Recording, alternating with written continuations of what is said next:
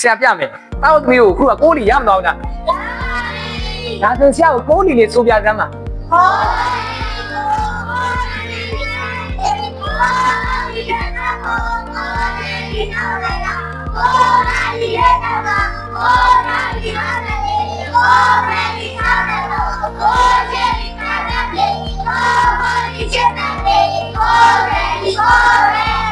ဟုတ်ပြီဒါဆိုတောက်သမီးကိုဆိုးသွားတဲ့အလေးတိုင်းပဲကိုးတလီကိုးနလီကိုးသုံးလီကိုးလေးလီကိုးငါးလီကိုး6လီကိုး9လီကိုး9လီကဲဆရာတလီပြောတော့အပြန်ဆိုမယ်ကိုး8လီကိုး10လီကဲအလီတွေတော့ပြီးလို့မရဘူးလားဒါဆိုအလီရရပြီလားဒါဆိုရင်အဲ့6အလီမှာ6အလီပြီးထွက်လာတဲ့တနည်းအားဖြင့်ရလက်တွေပေါ့6တလီ9 3လီ20ကောအဲ့ထွက်ပေါ်လာတဲ့ရလက်တွေဟာဘလို့ပတန်လေးနဲ့ထွက်ပေါ်လာတော့ဘလို့ပုံစံလေးနဲ့ထွက်ပေါ်လာတော့နော်အဖြေကိုတောက်ပြီးတော့ရလက်ကိုတီးပြီးသားထပ်ပြီးတော့သင်ကြီးလုပ်ကြည့်တာထပ်ပြီးတော့ချိတ်ဆက်ပြီးစဉ်းစားကြည့်တာဘလို့ပတန်လေးနဲ့ထွက်ပေါ်လာတော့ဒီမှာကြည့်မယ်6တက်လီ9တက်လီ18 9 3 29 9လေး36ဘယ်သူမြင်တော့ရလက်ကလေးကိုနှိုင်းရှင်းပြီးတော့ဒီမှာမြင်အောင်ကြည့်မယ်ဘယ်သူမြင်တော့သမီးမြင်တယ်โอเคသမီးလေးရင်ပြောသမီးမြင်တာပြောကြည့်တင်းနေပြောနေတာက1 2 3 4 5 6 9 ဒါဆိုရင်ဆရာ9လီပါ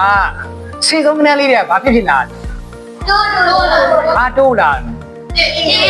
တစ်တိုးလာတယ်โอเคဒါသမီးအမြင်အာရုံကောင်းတယ်ဆုစားတယ်ဟုတ်တယ်မှန်တယ်ကဲနောက်ထပ်ဘယ်သူဘာတွေးအောင်မလို့ထပ်ပြီးရှိသေးတယ်သမီးအောင်ပါโอเคသမီးလေးပြောကြည့်သမီးလေးပြောကြည့်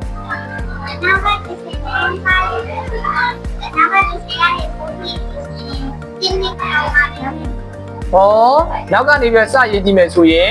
9 8ခေါ်6 5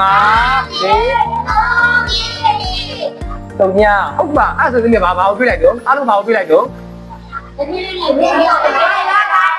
တ်တယ်နောက်ကကနခုကနန်းတွေကတင်းရောသွားတယ်โอเคတော့ပြီးတော့ညီကိုမြင်အောင်ကောင်းလိုက်တာဟုတ်နော်ကဲနောက်ထပ်နှစ်ဒီရှည်အောင်မယ်စဉ်းစားကြည့်မယ်ဘာဖြစ်နိုင်လို့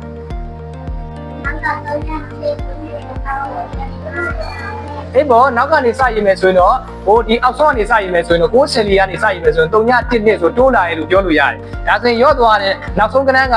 အပေါ်ကနေရေးမယ်ဆိုရင်ရော့သွားတယ်အောက်ကနေရေးမယ်ဆိုရင်တိုးသွားတယ်မှန်တယ်သမီးလေးပြောတာမှန်တယ်ဟုတ်နော်နောက်ထပ်တစ်ခုရှိသေးတယ်သမီးလေးပြောကြည့်ပြောဟုတ်တယ်သမီးလေးပြောလို့ပဲတကယ်တော့အောက်ကဓာတ်ရရှိနေမှာဟုတ်နော်အောက်ကနေပြောမယ်ဆိုရင်တော့သူကတိုးသွားတယ်ဒီရှေကနန်းဒီအပေါ်ကနေရေးမယ်ဆိုတော့တိရော့သွားတယ်ဟုတ်တယ်ဒါအပြန်လဲဆက်ဆက်တဲ့သဘောတရားလေးမှန်တယ်နောက်ထပ်တစ်မျိုးရှိကဲကွာဒီနေရာမှာဒီမှာ6မှာသူ့မှာ10နေရာမှာကနန်းရှိလားရှိပါကဲမရှိဘူးမရှိတဲ့အတွက်ရောသူ့မှာသူများကြီးကနှလုံးသွဲကွာဒီမှာပေါ်လေးတွေတငယ်ချင်းလေးတွေနဲ့ဟုတ်လားသူ့မှာတယောက်ထက်ကြီးကြံနေရော့ဆရာပေါ်လေးထည့်ပြလိုက်မယ်3ညဆိုပြီးတော့ဒါဆိုရင်3ည9နဲ့9နဲ့ဘာကွာတော့အတန်ဖို့ကအတူတူပဲရှင်းမှာရှိတဲ့3ညဆိုတာထည့်လေရတယ်မထည့်လေရတယ်ဒါမထည့်တာများတယ်အဲ့ဒါဥမာသူ့မှာအဖော်မဲ့မှာဆိုလို့တန်ဖို့မပြောင်းလဲပဲနဲ့တငယ်ချင်းလေးထည့်ပြလိုက်တယ်3ည9နဲ့တူတူပဲကဲအဲ့ဒါဆိုကြည့်လိုက်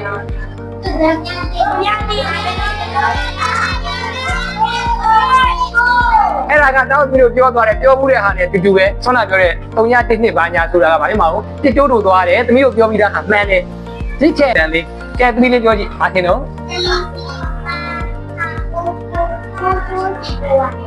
တယ်လီဇီယိုမှာ6စီတိုးသွားတယ်မှန်တာပေါ့အဲ့ဒါသမီးပြောတာမှန်တယ်ဘာလို့တယ်လီဇီယို6စီတိုးသွားဆို6တယ်လီဆိုတာ6နယ်လီဆိုတာ6နယ်လီဆိုတာအပေါင်းနဲ့ပြောမယ်ဆိုဘာလို့တောင်းနောက်တစ်ချိန်ထပ်ပေါင်းလိုက်တာ6 3လီဆိုတာအဲ့ဒီမှာ6နှစ်လီကို6နှစ်ခါပေါင်းထားတော့နောက်ထပ်တစ်ချိန်ထပ်ပေါင်းလိုက်တာဒါကြောင့်သမီးပြောတယ်တက်လီစီမှာ6တွေတိုးသွားတယ်ဆိုတော့မှန်တယ်နော်တော်လိုက်တာဆရာကျောင်းသားဘုရားတော့အဲ့လိုမျိုးမြင်မြင်မှပြင်ပါနော်မင်းတို့ကအမြင်ဆုချကြတယ်နော်ခုခေတ်ကလေးတော်ကြတယ်နော်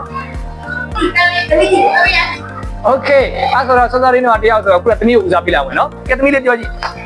သူနဲ့အမြင်မတူဆိုသမီးချက်မြောက်လို့ရတယ်နော်ကဲသမီးလေးပြောကြည့် ကိုနယ်လေးဆက်ရှိကိုကိုလေးမှာရှင်းဆက်တဲ့ထောက်ပြဆိုပါတယ်နောက်ကဟာနေရာအတူတူပဲကိုတော့ရင်းနဲ့ဆက်ကိုရှိလေးမှာခဏတည်းနဲ့တော့ထောက်ပြဆိုပါတယ် ဟောအဲ့ပြောကြည့်သမီးပြောကြည့် အရှိတယ်ကိုနယ်လေးမှာဒီအကေကတိရရ ကိုနယ်လီမှာ မကိုနယ်လေးလို့မှန်တယ်ဒီမှာဆက်ရှိအဲ့ဒီတော့အဲ့ဒီကရုပ်ရကိုတော့ဒီစက် ဟောဒါကိုပြောချင်တာ6နယ်လီ78ဒီမှာက2ဒီမှာ1 9329ဒီမှာ3ဒီမှာ2 6လေးလီ36ဒီမှာ4ဒီမှာ3ဒီမှာ5ဒီမှာ1အဲ့လိုမျိုးပြောချင်တာ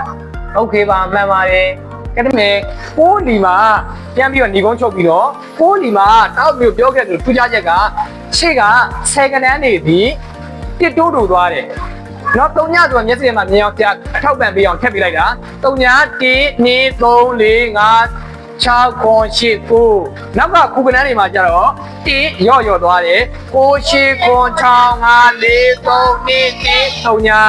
အဲ့ဒီအပြင်သူ့ရဲ့ရလက်တွေကရှေ့ရောနောက်ကောထူးခြားသလိုပဲနှစ်ခုပေါင်းလိုက်ရင်လည်းထူးခြားချက်ရှိပါတယ်အဲ့ဒါကဘာလဲဆိုတော့9နဲ့3ညနဲ့ပေါင်း